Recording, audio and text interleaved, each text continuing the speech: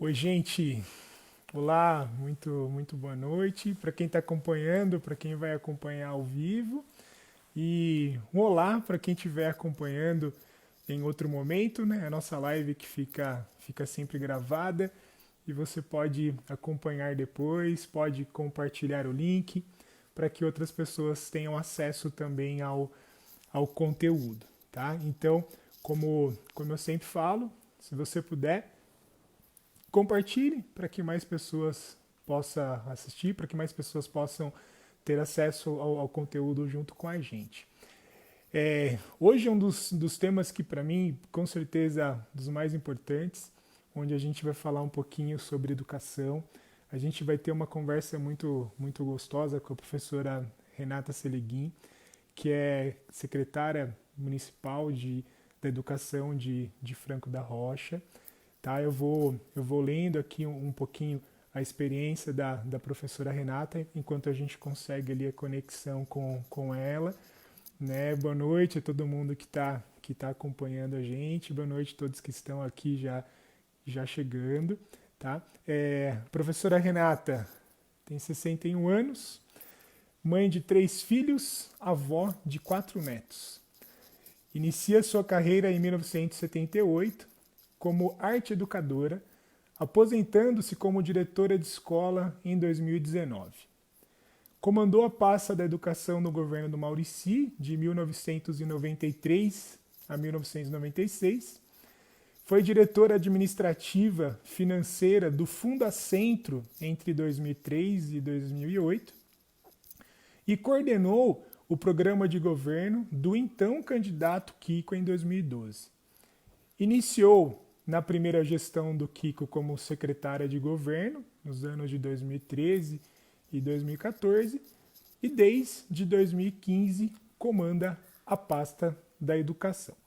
Tá? Então, é com a professora Renata, né, que a gente vai conversar, que a gente vai conseguir trocar um pouquinho de ideia, né, ver os principais pontos que a gente sabe que o município alcançou, que o município tem feito, tem trabalhado, e ao mesmo tempo a gente poder perguntar, conversar um pouquinho com ela de outros pontos também. Professora Renata está aqui, já achei a senhora aqui, deixa eu colocar aqui para a gente conseguir a conexão.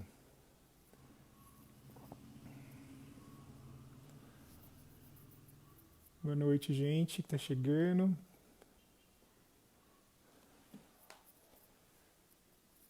Bom, eu preciso aqui só fazer essa conexão. No comecinho o Facebook adora fazer isso com a gente, de não aparecer ali. Aí a gente já consegue já fazer essa conexão, tá bom? Professora Renata, só um pouquinho que, que ele já está encontrando a senhora, na verdade. Mesmo estando ali aqui. Apareceu agora para a gente conseguir fazer a conexão. Agora a senhora vai receber um convite, é só colocar para aceitar participar da transmissão ao vivo, tá bom? A senhora já deve ter recebido nas notificações agora. É só clicar ali na bolinha para aceitar o convite para a gente começar nossa conversa. Ok?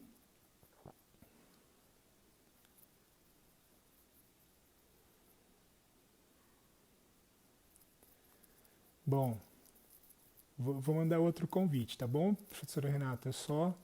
Aí quando chegar, ele está marcando que foi enviado. Daí a senhora só precisa dar o ok ali para conseguir é, colocar na transmissão também.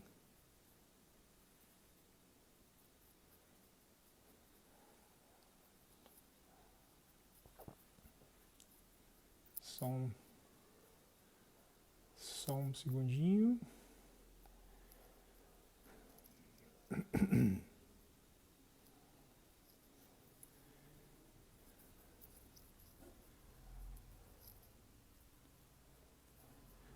Professora, a senhora no celular, né? Para conseguir fazer a conexão, ele só permite que a gente faça do celular. Boa noite, gente. Boa noite para quem tá chegando, acompanhando com a gente. É só aquele processinho ali de conexão do Face encontrar e permitir ali que a gente faça a conexão com a professora Renata, tá bom? Só um segundinho, por gentileza. A gente vai apertando tudo que tem aqui de direito para conseguir fazer essa conexão aqui o mais rápido possível, tá bom?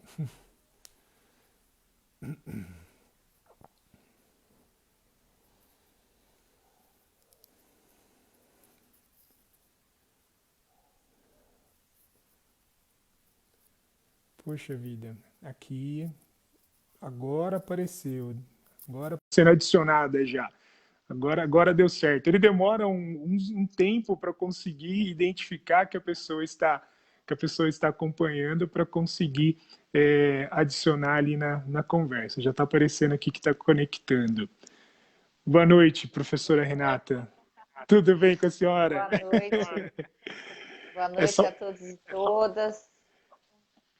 é só para dar mais emoção que ele faz isso toda vez. Eu fico essa tensão. Deu Professor, eu apresentei. certo? Deu certo. Tá tudo ok, já está aqui na tela.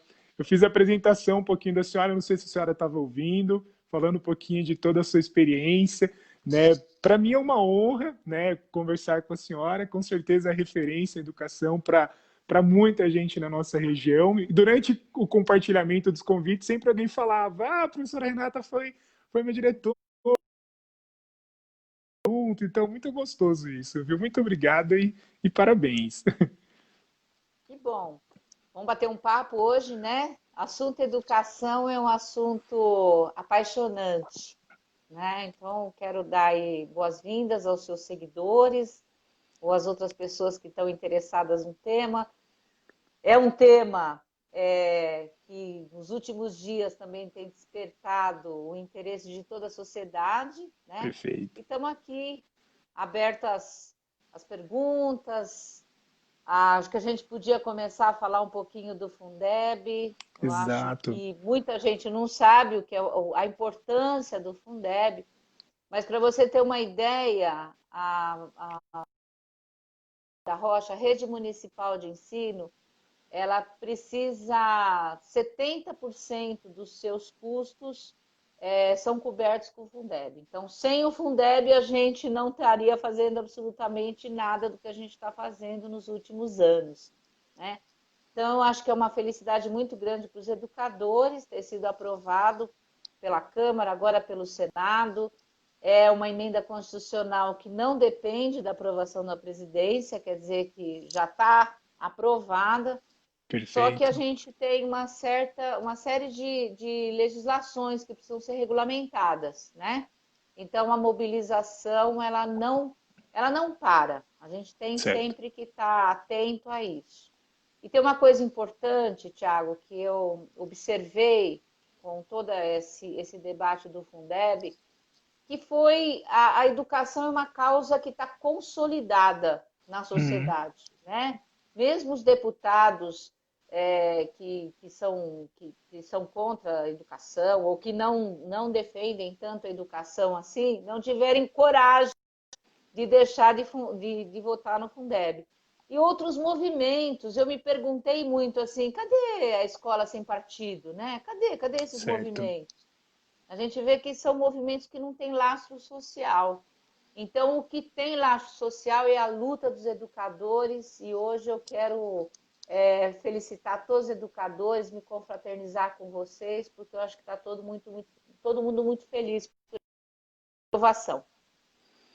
Com certeza, né? Foi uma vitória muito grande, uma felicidade, né? A gente estava acompanhando nos últimos meses. Num primeiro momento foi aquela agonia, né? Porque estava terminando, né, o processo, a validade e nada acontecia. E de repente isso aconteceu, foi votado. Deixa eu aproveitar, a senhora já comentou um pouquinho do Fundeb, mas teve algo novo que entrou agora, que foi Fundeb com CAC. A gente consegue esclarecer um pouquinho para as pessoas o que seria, o que isso ajuda, o que isso melhora no processo educacional? Então, primeiro, o CAC é custo aluno qualidade. certo. Desde 2010 foi feita uma análise pelo Conselho Nacional de Educação, o que seria a composição dos serviços que indicam uma educação de qualidade.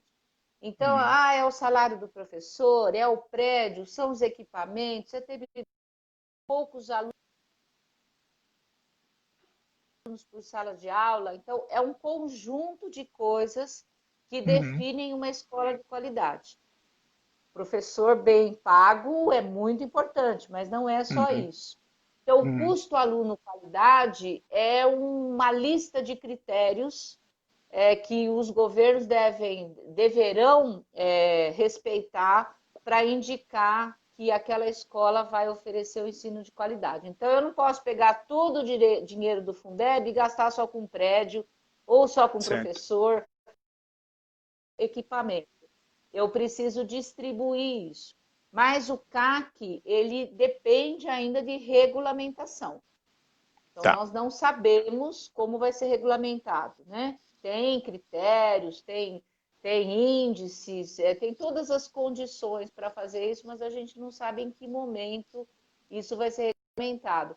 Mas um bom exemplo para a gente dar e explicar para as pessoas qual que é esse diferencial é que no momento que a educação passa a ser financiada por esse fundo, o primeiro Fundef, depois o Uhum, Fundeb, antes era só o ensino fundamental e agora é toda a educação básica, é que o dinheiro vinha e você não tinha um planejamento, isso lá na década certo. de 90. Por Uhum, isso que sobrava recurso para dar bônus para os professores. Né? uhum, Claro que todo mundo gosta de dinheiro, todo mundo gostava de bônus, né? Mas eu já dirigi escolas onde os professores que trabalhavam todos os dias recebiam o mesmo valor de bônus do que os professores que trabalhavam uma vez por semana. Ou entendi. então o professor que estava afastado em outra rede, se aquela escola tivesse um bom desempenho no IDEB, nas provas, nas avaliações externas, ele recebia mesmo sem atuar naquela escola. Então, Certo. com critérios, isso não será mais possível. Uhum, Você vai favorecer e o IDEB, as avaliações externas, continuam sendo um critério para aplicação do Fundeb. Isso não acabou. Mas não vai ser dessa forma indiscriminada, vai ter mais parâmetros, né? Esse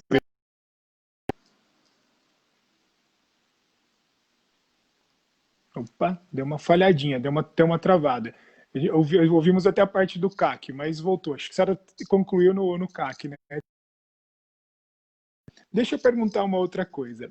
Nós temos em Franco da Rocha o nosso plano municipal de educação, né? E ao mesmo tempo nós temos um plano de metas que é instituído ali pelo governo federal, né? O plano, na verdade, a gente tem um plano nacional de educação, né? Que é criado para tentar dar uma certa base para que o Brasil todo siga isso.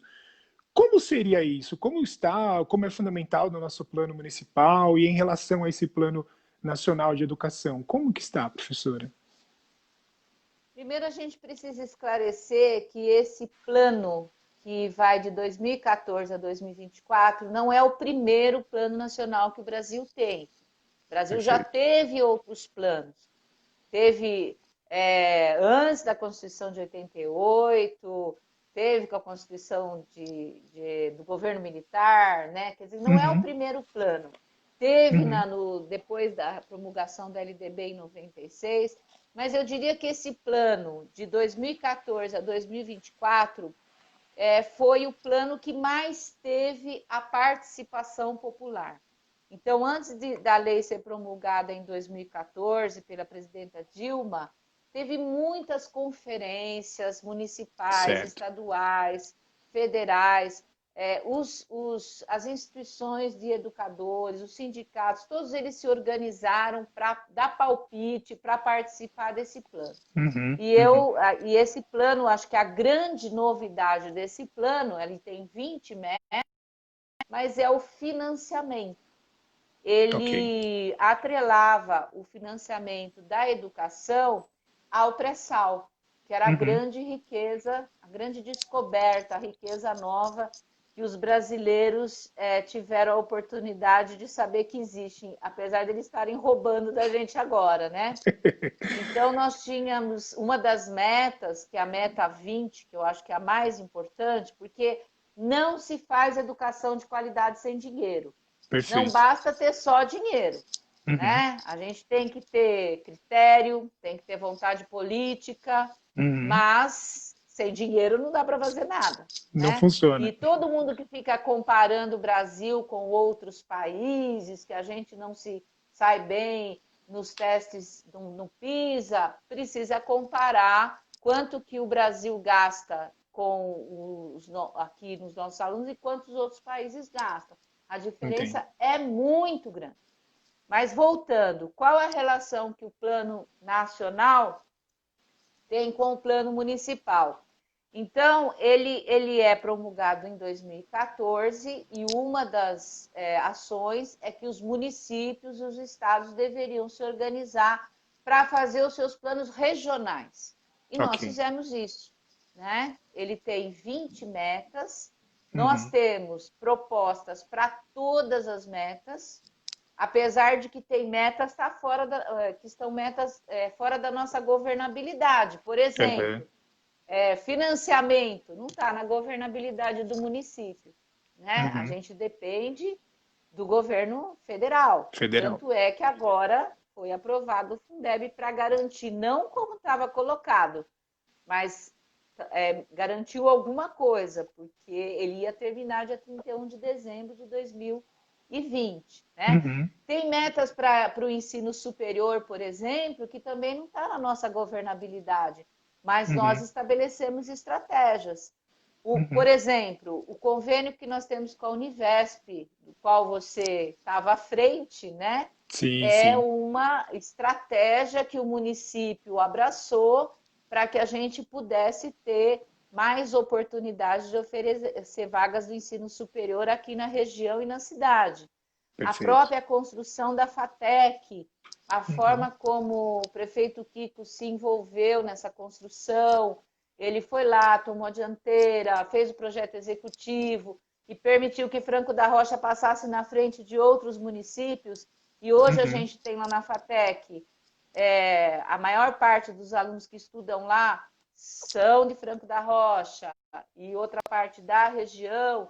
Então, nós criamos também condições para que os moradores aqui do município e da região pudessem ter oportunidades no ensino superior. E aí nós temos metas para a educação infantil, para o ensino fundamental, para a educação inclusiva, para o ensino Uhum. integral, para a valorização dos professores, para a educação de jovens e adultos, para o ensino profissionalizante, e mesmo com a meta principal.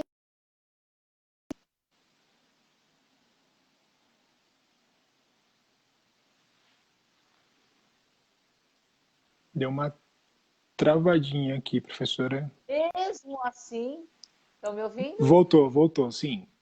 Tá. Onde será que eu parei? Onde será que vocês perderam? Olha, eu ouvi até Estava a falando parte das da Ásia. metas. Tá, Isso. então, nós temos mesmo uma. Eu comecei dizendo que a meta principal era a do financiamento. Em Certo. 2016, foi editada uma emenda constitucional que estabeleceu o teto de gastos, a Uhum. emenda constitucional número 95, e isso paralisou todos os investimentos no país. Nós Uhum. não recebemos mais um centavo para construir creche, por exemplo. A Certo. gente só passou a receber o recurso para manutenção, nada Uhum. mais para investimento. Mesmo sem recursos de investimento, a gente não parou o nosso plano. Nós Uhum. estamos construindo hoje 3 creches com recursos próprios, com nossos recursos, Perfeito. graças à saúde das finanças municipais. Até para esclarecer, quando a senhora fala de recurso próprio, é recurso do próprio município, né? Sem participação nem do governo estadual, nem do governo federal, né? Recurso nosso mesmo, Exatamente, né? exatamente. A senhora poderia, assim, de uma maneira geral, falar em relação a números, quantos alunos a gente atende, quantas escolas, quantos funcionários a educação tem hoje, de uma maneira geral, assim, para a gente ter uma referência? Tá.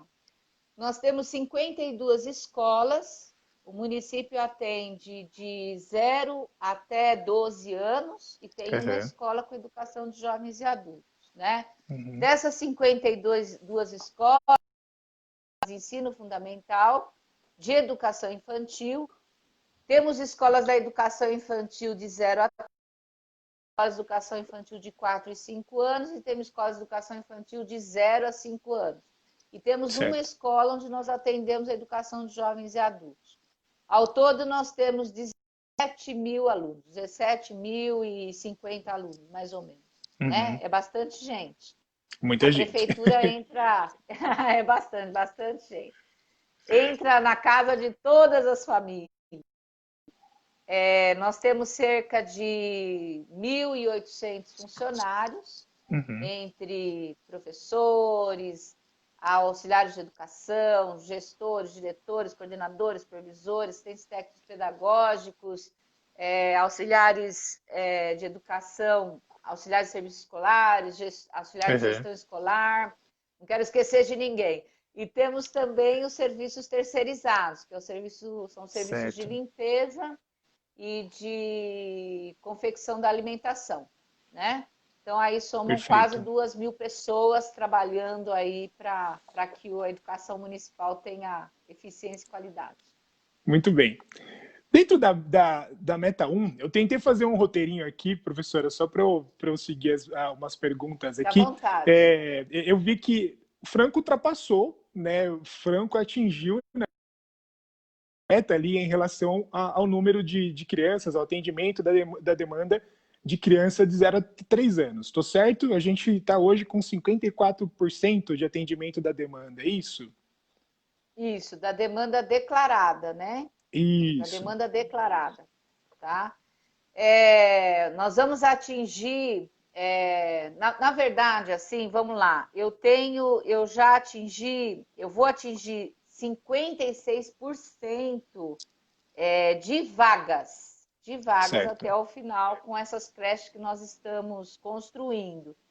O que é importante destacar na educação infantil de 0 a 3 anos é que ela não é obrigatória. Tá. Não é toda família que procura pelo serviço.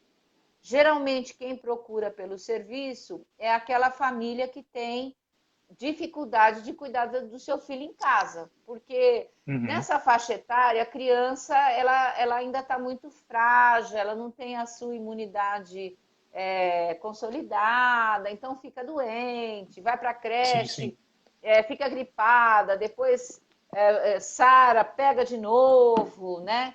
Então, hoje nós temos cerca de 9.000 crianças no município na faixa etária de 0 a 3 anos. Mas nós Uhum. temos cerca de 4.000 entre os alunos matriculados, mais os alunos que estão na fila de espera, que procuram pelo serviço. Tá? Então, Perfeito. se eu tiver 50% das vagas para atender a demanda real, eu atinjo a minha meta, que é a meta estabelecida no plano para 2024. O que pode Certo. acontecer, Tiago? Às vezes eu tenho um bairro que tem mais vaga do que interesse, e outro bairro que eu tenho mais gente interessada do que vaga. Entendi. Por isso que a gente está ampliando, por exemplo, a creche aqui do centro, Roberto Meconi, nós estamos fazendo um prédio novo lá no Juqueri, porque Uhum. a escola do centro passa a ser uma alternativa para esse município que não consegue encontrar a vaga no bairro. E tem Entendi. outras creches, por exemplo, nós estamos construindo uma creche dentro do Parque Pretória, que vai, na medida que ela foi inaugurada, e vai ser inaugurada logo no início de 2021, eu vou poder oferecer vagas para outras pessoas quando as crianças que moram lá mudarem de Conseguirem. creche. Uhum. Isso, então a gente vai conseguir distribuir melhor Uhum. as crianças matriculadas e aquelas que estão na lista de espera. Hoje nós temos cerca de 700 crianças na lista de espera. que querem estudar num local que não tem vaga. Creche Cecília Meireles, que fica lá no Parque Paulista. E ali eu estou bem na divisa de Francisco Morato. Certo. Ali no Lago Azul, no Jardim Bandeirantes. Então, sempre nessas creches da divisa, eu tenho mais procura do que vaga, porque fica meio híbrido aonde a pessoa mora, né? E a gente acaba atendendo até de outro município sem saber, mas o Sim, pessoal sim. acaba procurando. Entendi. Mas sobre creche, acho que o mais importante é que a gente conseguiu organizar os horários de pessoas que nos procuravam, sem deixar de atender 12 horas, avisa que não tem alternativa para cuidar em outro período. E Certo. todas as outras são atendidas no período integral de 7 horas. Perfeito.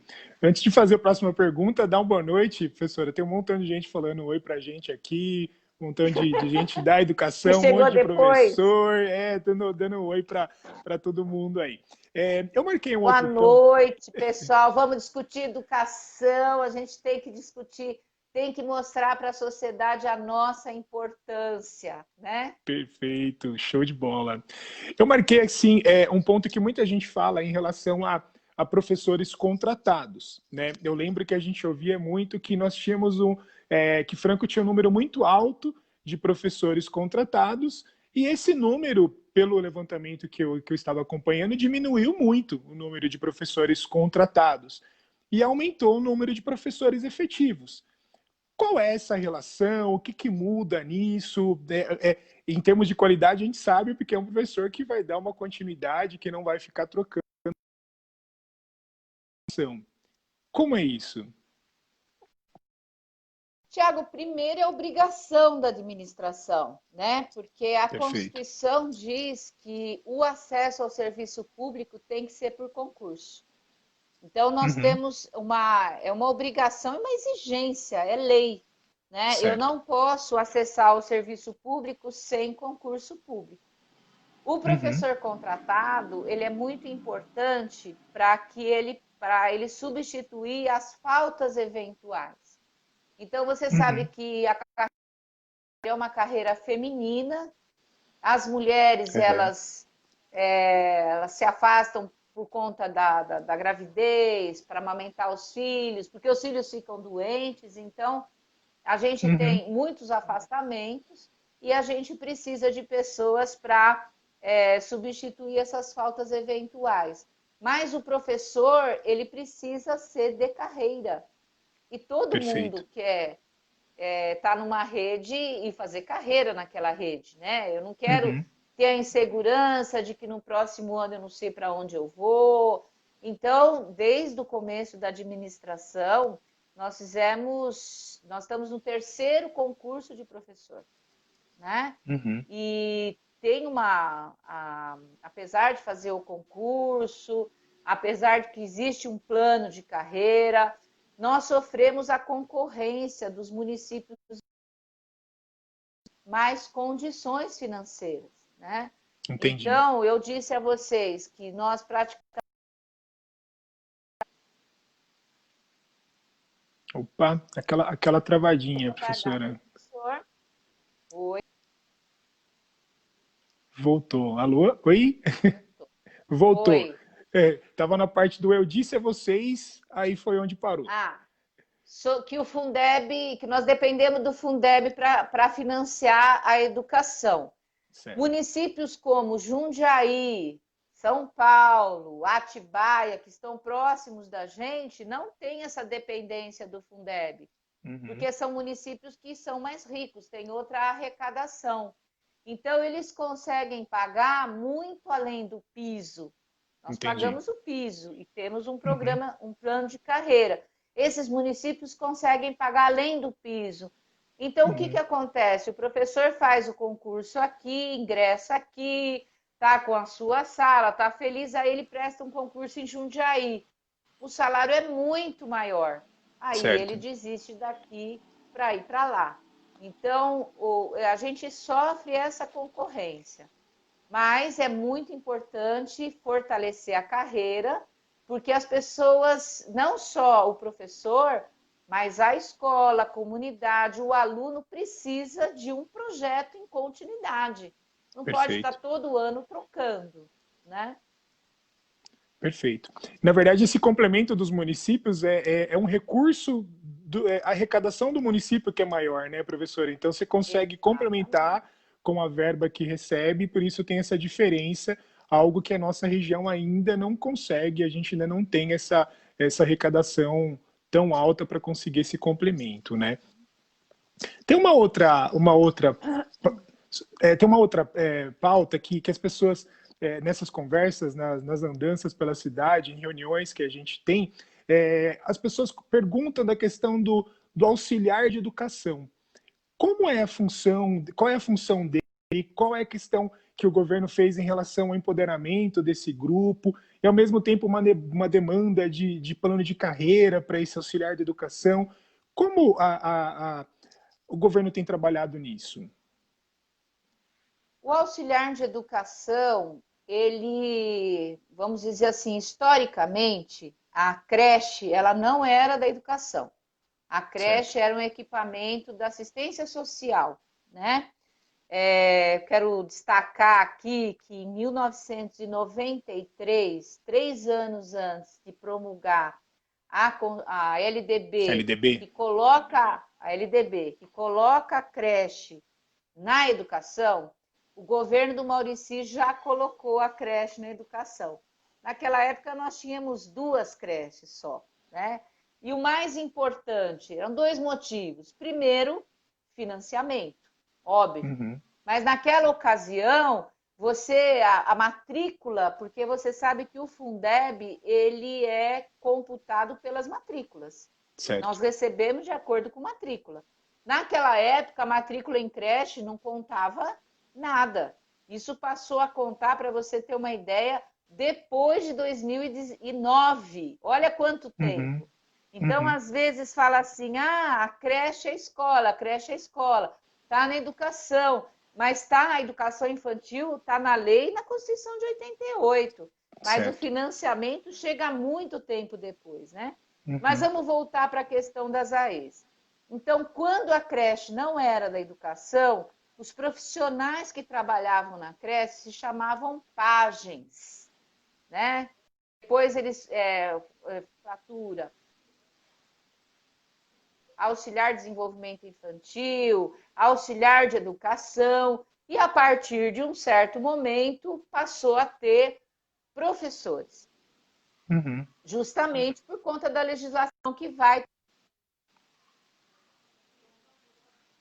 ensino e não uma instituição só de acolhimento, né? Só Certo. social, porque só leva a criança para uma creche a família que não tem condições de cuidar em Uhum. casa. E Uhum. esse acesso a essas carreiras, elas também acompanham essa mudança da lei.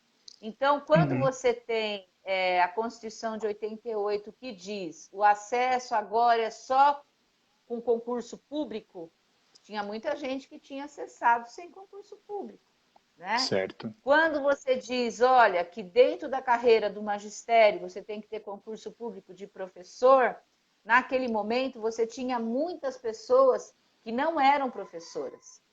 Mas como era uma massa de gente e muitas escolas que de uma hora para outra se tornaram de creche para instituições de ensino, muitas prefeituras, inclusive Franco da Rocha, trabalharam com um expediente chamado transposição. Então, Uhum. aquelas pessoas que trabalhavam com as crianças e que tinham a formação, foi feita uma lei, e essa lei, para aquelas que tinham pedagogia, transformou essas pessoas em professoras. Ela carreira de auxiliar de educação para a carreira do magistério. Isso Uhum. aconteceu em 2009, né? O Uhum. que acontece depois? O Tribunal de Contas, não só do Estado de São Paulo, mas de outros Ministério Público, condenam essa situação. Eles falam Uhum. assim: para você ser professor, você tem que prestar concurso para professor. Uhum. Porque o concurso que você fez para ou para auxiliar de educação, ou para a PAGE, exigiu menos de você. E Entendi. exigiu mais de quem era professor. Então, Uhum. considera que há uma injustiça na competição. Então, aquelas pessoas que foram transpostas naquela ocasião continuam professoras. Mas de lá para cá não foi feito mais porque existe uma insegurança jurídica. Entendi. Porque sempre vai ser questionado se essa pessoa ingressou pelo concurso público, como as outras, numa competição justa ou não.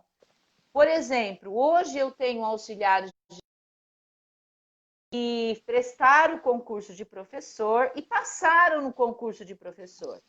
Então, Certo. se eu transformasse as atuais auxiliares de educação em professoras sem passar por concurso, eu estaria sendo injusta com aquelas que fizeram um concurso muito mais difícil para isso. Mas existe sim um movimento, muitas pessoas entendendo que isso poderia acontecer.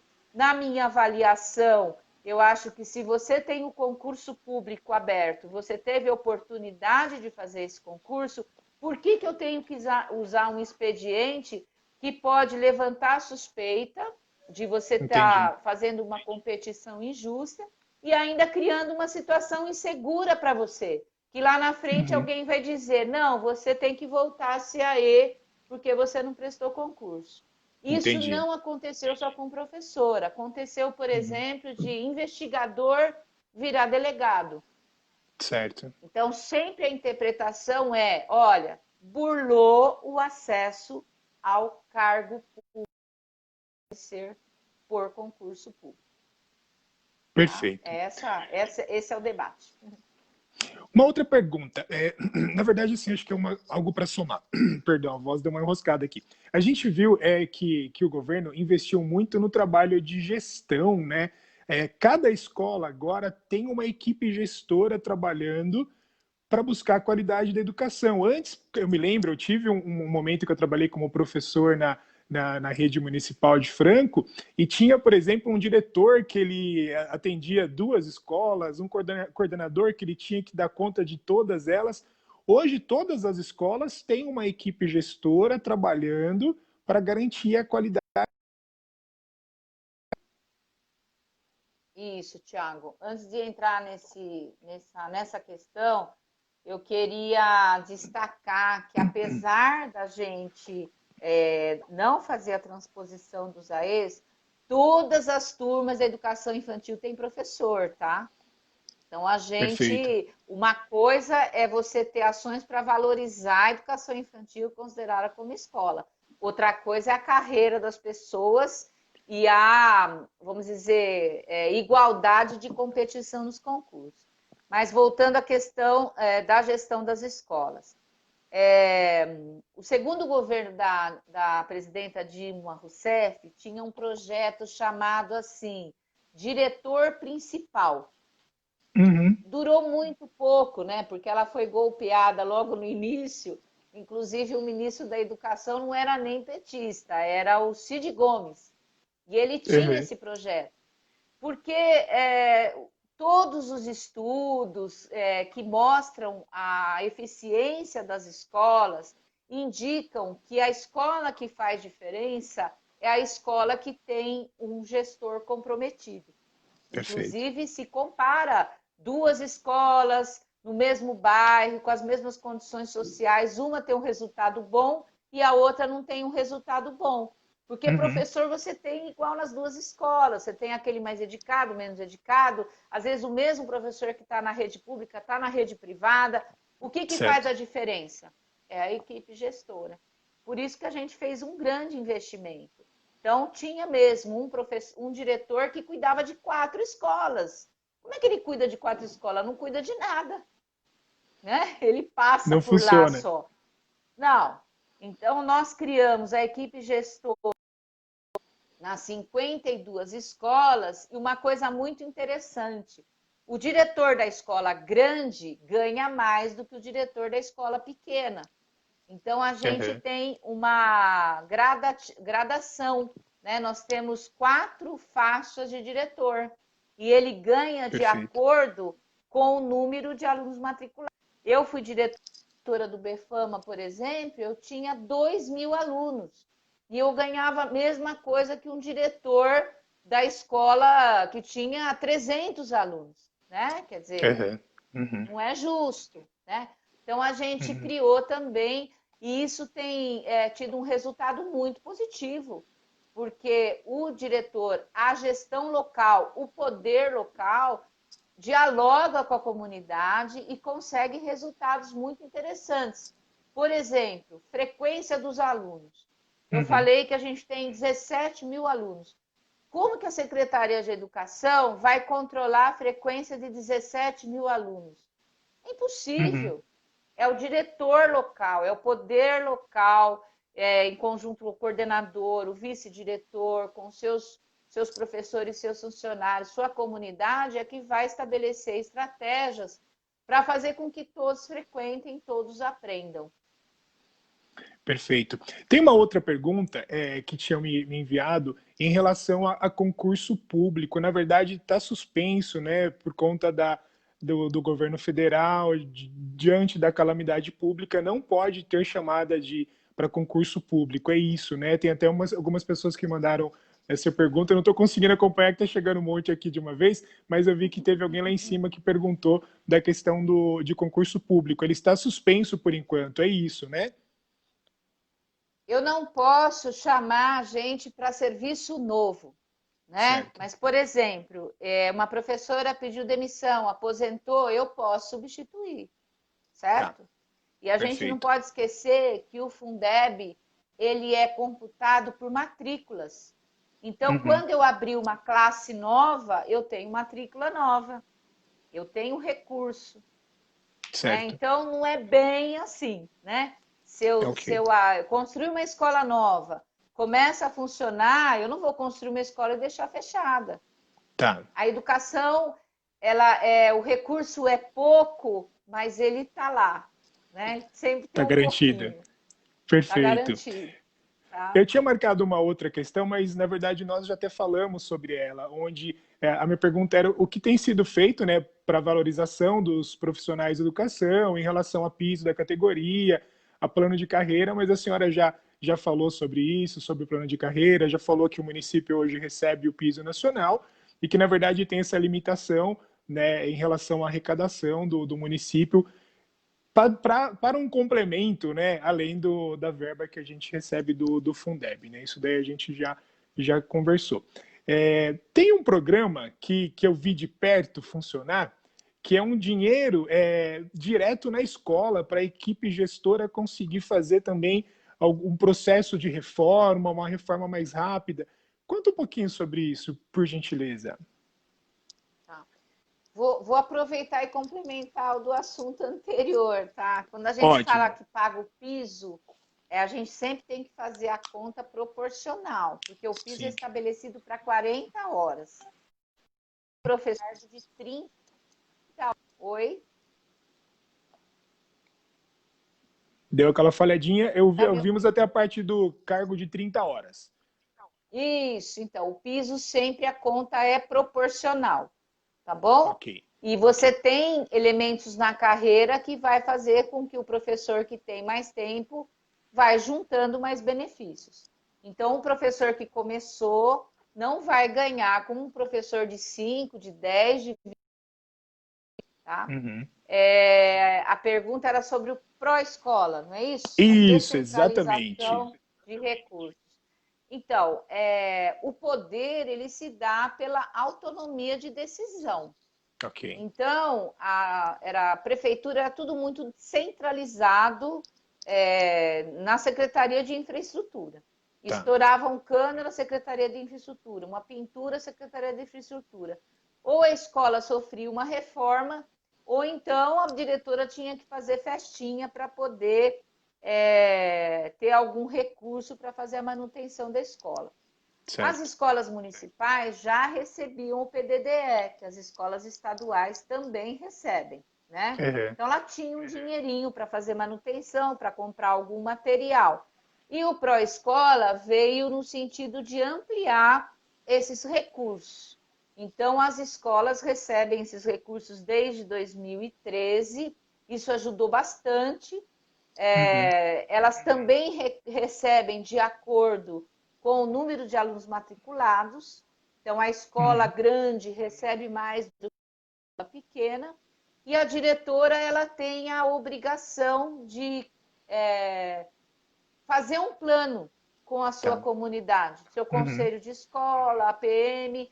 É muito parecido com o que acontece nas escolas estaduais, né? Perfeito. Agora, a participação, ela é uma conquista também. Às vezes, o pai, o professor, o funcionário, ele aparece lá para assinar a ata, assinar o cheque, né? Uhum. Então, essa participação também é uma conquista. Mas a ideia é que as pessoas olhem os seus problemas e decidam o que é mais importante para fazer agora. Independente desse recurso, a gente também tem um plano de pequenas reformas, ampliações, porque a rede é grande, alguns prédios são muito antigos, né? E a gente precisa ter um plano, senão não tem ensino de qualidade. É isso. Lá no comecinho a senhora comentou também da EJA. A EJA também faz parte, né, da governabilidade, né, do município. O que tem sido feito em relação à EJA? Porque a gente sabe que hoje a EJA é atendida na escola da Mastor, que fica ali no Pouso Alegre. Né? Seria muito interessante se fosse centralizado, né? Se esse aluno fosse atendido numa escola central. Qual é a movimentação do governo para que isso venha acontecer? Existe alguma saída para isso a curto tempo? Então, a educação de jovens e adultos, ela mudou muito nos últimos anos, né? Não é verdade que a gente não tem mais demanda. Nós temos demanda, nós temos muitas Certo. pessoas que precisam desse serviço.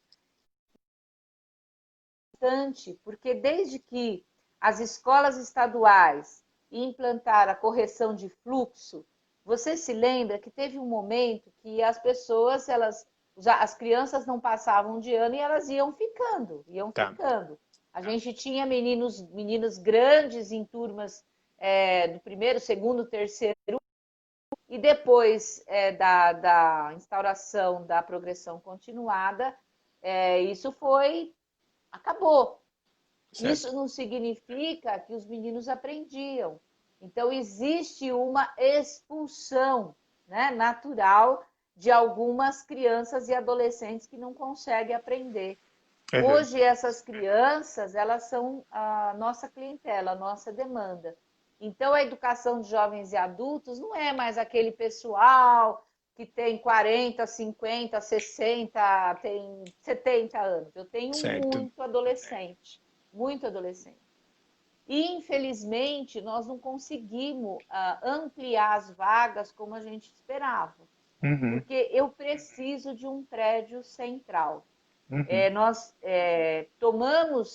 recuperamos o prédio do antigo Adamastor, que era municipal, colocamos a educação de jovens e adultos ali. Mesmo assim, ele não é um acesso tão fácil como se fosse no centro, na né? saída da estação, porque é um aluno que trabalha e precisa de facilidade chegar do trabalho e já entrar para a escola, né? Certo. Ele funciona lá, a gente tem tido bastante sucesso no trabalho, mas é muito limitado o número de vagas.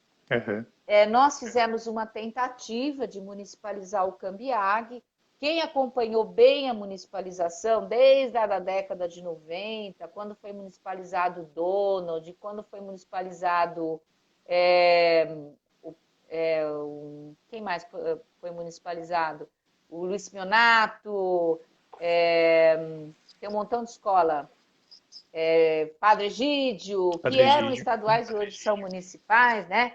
O Cambiag estava no pacote, porque sempre a lógica é 2 escolas no mesmo bairro, uma fica de Fundi 2 e uma fica de Fundi 1. A do centro, o Befama seria a escola de Fundi 2. Tanto que quando eu fui diretora no Befama, eu tinha quarto e quinto ano lá. Foi certo. acabando, né? E o Cambiag seria de Fundi 1. Só que isso não se consolidou. Mas baseado na legislação da municipalização e no atendimento à demanda, porque no centro não tinha mais demanda para ser atendido o Fundi 2 em 2 escolas, né? Nós solicitamos, nós lutamos para conseguir a municipalização do Cambiag e não conseguimos. Né? Mas gestor público tem que virar a página rapidinho, né? Então a gente já tem outro plano que deve iniciar em 2021.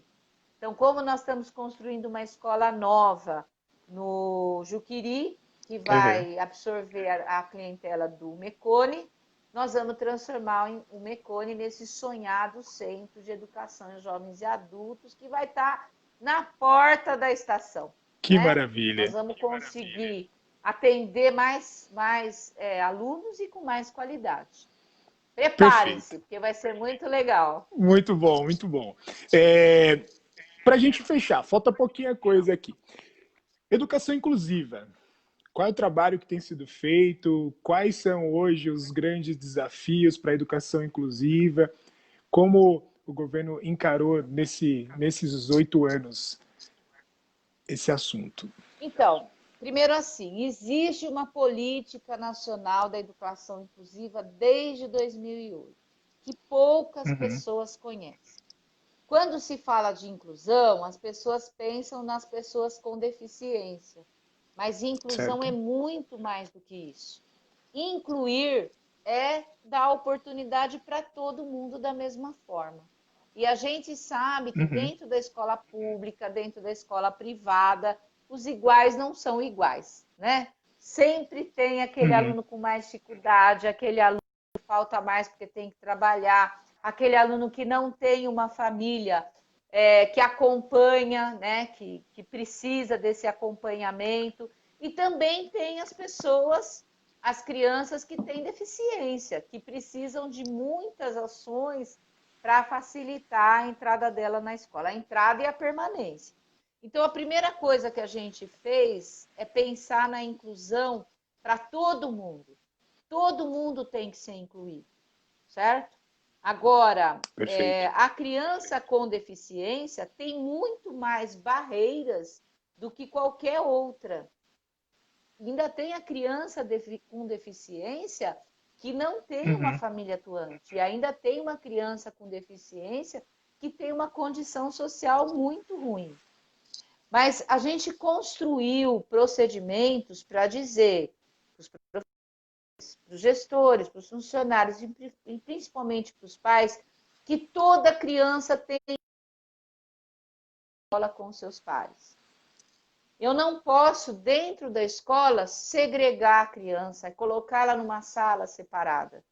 Isso de eu ter uma sala, uma turma, um atendimento especializado para uma criança que precisa de mais cuidados. Mas o que a gente procura, e não é fácil, porque é um processo de convencimento, às vezes a própria família prefere que a criança fique isolada, a criança, ou o professor, o gestor não sabe lidar com aquela criança, mas nós não podemos segregá-la dentro da escola. Então, o que a gente tem como paradigma normativa é que a criança frequenta o ensino regular e, dependendo da sua deficiência, ela tem um atendimento educacional especializado no contraturno. Nós temos, por exemplo, instrutor de Braille e instrutor de Libras dentro das escolas. Tem em todas as escolas? Não. Tem aonde eu tenho um aluno que precisa do instrutor de Braille e do instrutor de Libras, certo? Ok. E outra luta que a gente fez é para convencer as pessoas de que escola não é hospital, escola não é ambulatório clínico, não é lá que a criança faz tratamento. A gente tem parceria com o CAPES, A gente tem parceria com a PAI, a gente tem parceria com outras instituições que fazem isso, mas dentro da escola a gente tem que desempenhar o nosso papel, que é incluir essa criança e tirar dela o máximo que a gente conseguir. Acho que é isso. Perfeito. Eu tenho as últimas 3 perguntas. Na verdade, entraram algumas que eu não consegui acompanhar, mas tem uma que eu deixei aqui separado. Está aqui no final, é a Viviane que está perguntando sobre o concurso dos professores contratados que não ocorreu, se vai acontecer ainda a prova. Eu não sei se a senhora tem essa resposta, se ele vai ser anulado. É. A Viviane acho que está perguntando sobre processo seletivo, não é Isso, isso? exatamente, processo seletivo. Não é o concurso, é processo seletivo. Isso. Então, Viviane, a gente abriu esse processo seletivo, aí veio a pandemia, nós ficamos impossibilitados de realizar as provas, mas nós devemos anunciar aí outras mudanças no edital, e ele vai acontecer, não sabemos como ainda, porque nós Tá. precisamos dos professores contratados. Falei lá no comecinho. E a gente Uhum. tem muita gente já anunciando que a hora que voltar às aulas, eu tenho comorbidade, eu não vou trabalhar. Então, mais do que nunca, nós vamos precisar dos professores contratados. Mas vocês não ficarão sem resposta. Pode aguardar. Perfeito. Vamos lá. Educação integral. Quais programas o município tem feito? Eu sei que tem um que é um grande sucesso, que é o Franco Educa Mais. Né? Não dá, acho que não dá para falar de todos, mas o Franco Educa Mais, a senhora pode comentar um pouquinho, por favor? Então, a primeira coisa que a gente precisa esclarecer é que quando fala em educação integral, às vezes a expectativa da sociedade é colocar a criança às 6 horas da manhã na escola e buscar só às 6 horas da tarde. Não é isso. Isso eu não estou querendo dizer que não seria muito bom em algumas situações, né? Mas, enfim, a educação integral é a educação integral da pessoa. Ela tem que ter, ela não vai aprender só a ler e escrever, mas ela tem que aprender a conviver, ela tem autonomia. É nesse sentido que é a educação integral. Mas também passa pela criança ficar um tempo maior na escola. Certo. Nós temos a educação integral em todas as creches, na questão de tempo. Todas as crianças ficam 7 horas, que é o mínimo estabelecido por lei, e algumas ficam 12 horas. E temos no ensino fundamental o Franco Educa Mais, que hoje atende a cerca de 1.050 alunos, onde eles vão ficar num turno e no contraturno mais 2 horas, que vai completar as 7 horas. O que tem de interessante aí é que a criança trabalha várias linguagens. Ela não fica lá para ficar fazendo cópia, não. Ela tem o trabalho, ela tem a oportunidade de trabalhar várias linguagens, como música, esporte, contação de história. E eu acho que aí a gente, em outro momento, pode falar do sucesso dessa medida. Legal. E o Juquiri tem sido o grande espaço para isso. Muito bom. Bom, desafios na pandemia. Como encarar? Como o município tem trabalhado diante dessa situação de pandemia? Quais foram as medidas? Como tem sido trabalhado essa questão? Eu tenho um pouquinho tempo, né, Tiago? Você Agora tem, mas fica tranquila. A gente tinha combinado um teto de 59 minutos, né? Mas vai estourar um pouquinho, mais coisa de 2, 3 minutinhos a gente fecha. Pode ficar sossegado. Então vamos lá. Eu acho que quando começou a pandemia, ninguém imaginava que fosse durar tanto tempo. Então, naquele momento, a gente tinha um plano. Vai durar 2 meses, papá, não sei o quê, volta assim, assado. Nada deu certo, né? Nada deu certo. E hoje o sentimento é de que vai ser muito difícil a gente retornar em 2020. E a gente, primeiro, descentralizou algumas coisas para as escolas. Por exemplo, está acontecendo o ensino remoto. A gente tem consciência de que ele não está atingindo todo mundo, que é muito difícil, mas que também tem muita coisa boa acontecendo. Muita gente, professores, alunos, famílias, nunca as famílias estiveram tão próximas. muitas descobertas, muitas oportunidades. Mas a gente tem que deixar bem claro uma coisa: nada tira o valor da relação professor-aluno, do aluno-aluno. Nada tira o valor das aulas presenciais. E eu fazer um alerta, né, para que as pessoas, para que os professores refletissem sobre isso, né? Eu tenho assistido muitas lives de professores e nós vamos voltar porque todo mundo vai ficar doente, não sei o quê, isso é um absurdo.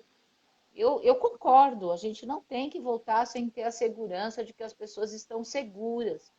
Mas a gente precisa tomar muito cuidado para que não se construa um discurso alternativo dizendo: olha como dá certo ter aula online. Não precisa mais de professor. E as plataformas digitais que são construídas pela iniciativa podem tomar um espaço e convencer a sociedade que é melhor ter aula online. Isso é muito perigoso. Então, esse alerta a gente precisa ficar muito atenta a isso. Mas o que é a nossa preocupação principal nesse momento? Não é pensar se vai cumprir dia letivo, se vai cumprir, quanto vai durar. Nesse momento, a gente precisa colocar o nosso aluno em movimento de aprendizado, porque não é possível fazer o que a escola presencial faz, mas é possível aprender muita coisa. E é possível manter o vínculo, qualquer que seja, manter o vínculo. Não perder o contato com esse aluno, não deixar que ele perca a esperança, né, na escola, na convivência, e não deixar que a sociedade deixe de reconhecer a nossa importância. E a gente sabe que a sociedade tem reconhecido, né? Nunca as pessoas valorizaram tanto a escola e tanto o professor. Deve sair nos próximos dias uma normativa do Conselho Nacional, porque foi aprovada uma lei agora, uma lei federal, né, validando o não cumprimento dos 200 dias letivos, mas o cumprimento de 800 horas anuais, admitindo que o ano de 2020 entre em 2021. E eu diria que 2021 pode entrar em 2022. Então, eu acho que o que a gente precisa fazer agora... Mas o discurso não é preservar vidas? Perfeito. O discurso não é esse? O discurso não é de que as crianças têm a vida toda para recuperar, mas que elas precisam estar vivas? Então, em cima disso, a gente precisa sair dessa caixinha do ano letivo, mas garantir que as crianças aprendam. A gente não pode simplesmente, que eu tenho ouvido algumas coisas do tipo, não, nós vamos abrir as escolas, vem quem quer. Isso não é correto. Isso não é honesto, né? Então, a gente precisa dizer para as famílias, a gente precisa fazer todo o possível para que elas se sintam seguras, para que os profissionais se sintam seguros, mas a gente não pode fazer com que elas percam esperança na educação, no nosso trabalho, de que é possível aprender. Se isso vai acontecer em 1 ano, em 2, se essa diferença a gente vai tirar em 3, eu não sei.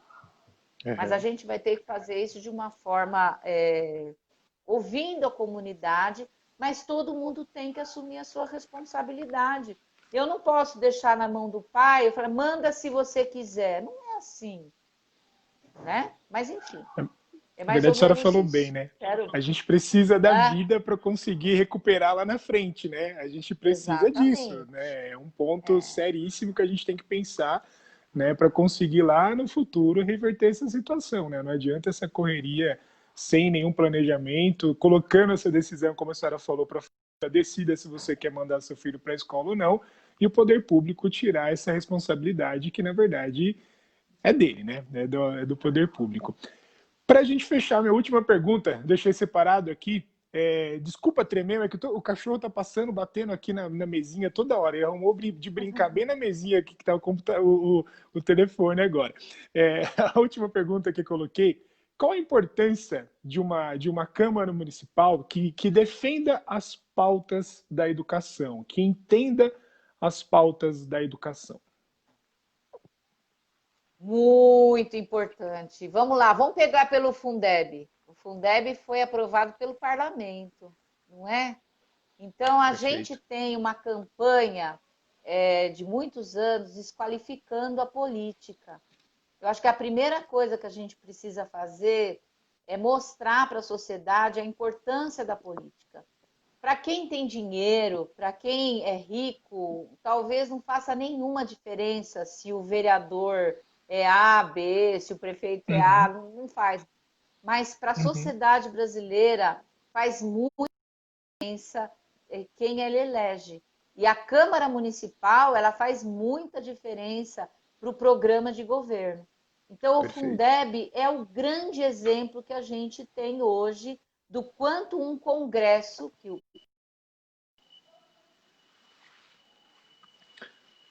Opa, falhou, claro que a pressão da. professora. Oi,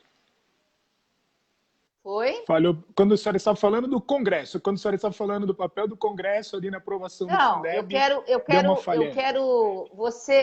Isso. Você pergunta para mim a importância da Câmara Municipal. Eu Isso, isso. quero aproveitar dizer que o parlamento, seja municipal, estadual Uhum, ou federal, ele tem uma importância é, significativa na execução dos programas de governo. O Fundeb é um programa que ultrapassa governos, ele é um programa de Estado. Mas se não fosse os deputados e os senadores com a pressão popular, e vamos que é muito mais difícil pressionar um monte de gente do que só o presidente ou o governador ou o prefeito, nós não teríamos essa lei. Então, a política é a única forma da gente ter serviços, propostas para melhorar a nossa vida. Não tem outro caminho. E a perfeito. Câmara Municipal, no caso do governo que a gente está acabando agora, tudo Uhum, que a gente propôs foi aprovado. Foi aprovado o perfeito. plano municipal, foi aprovado o estatuto dos servidores, que inclui o estatuto do magistério, foi aprovado Uhum, o Franco Educa Mais, foi aprovado uhum, benefícios para os funcionários, né? Então, sem uhum. a Câmara, a gente não conseguiria ter avançado nas políticas.